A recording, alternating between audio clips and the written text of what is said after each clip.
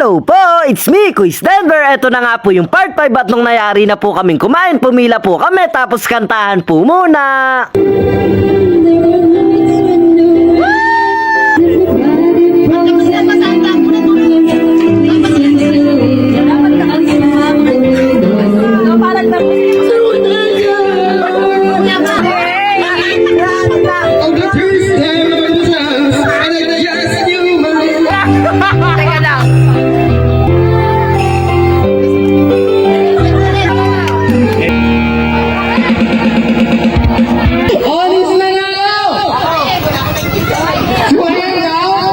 Diba? Dahil iba't ibang lengguwahe nga po yung ginamit ni Kuy Swayam at walang naintindihan, siya po yung nanalo na nakabalot sa dahon. Hops, kantahan lang po yan. Hanggang dito lang po muna ulit dahil yung susunod pong part, ayun na po talaga yung huling part ng aking first anniversary. Mayayari na nga po pala yung video. Salamat sa panonood mo. Sana nag-enjoy ka. Hindi ko nasayang yung load mo. Kita-kita na lang po tayo sa part 6.